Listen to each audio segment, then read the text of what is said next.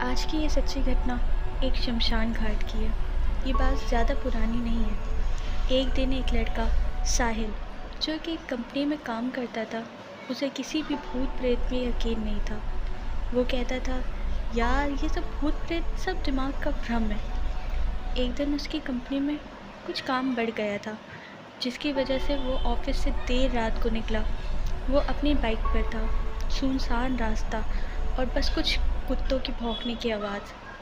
कुछ देर बाद उसकी बाइक खराब हो गई। पास में ही एक बस स्टॉप था, तो वो बाइक लेकर वहीं पर रुक गया। वहाँ उसके पास एक साधु बाबा आके बैठ गए। साहिल हर किसी से बात करने लगता था, ये उसकी आदत थी। साहिल से वो बाबा भी बात करने लगे। फिर साहिल ने बातों बातों में उनसे कहा, बाबा मैं तो नहीं मानता भूत प्रेत सच में होते हैं, बस झूठी बातें हैं।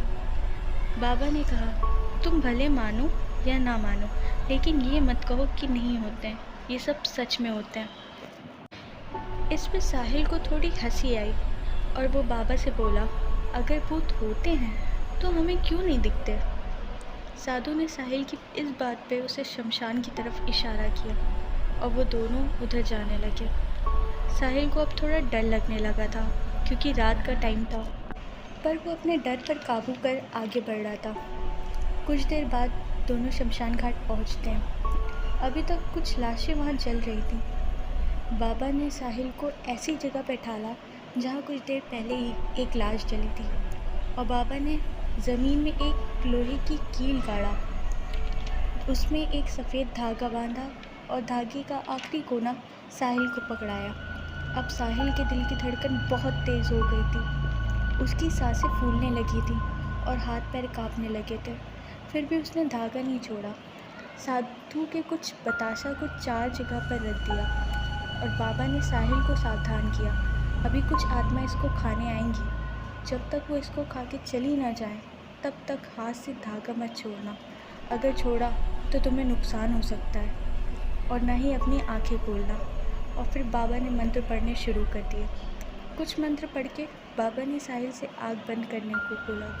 जब साहिल ने आँख खोला तो जो उसने देखा उस पर उसे विश्वास नहीं हुआ। वहाँ सच में 4 आत्मा बताशे खा रही थी।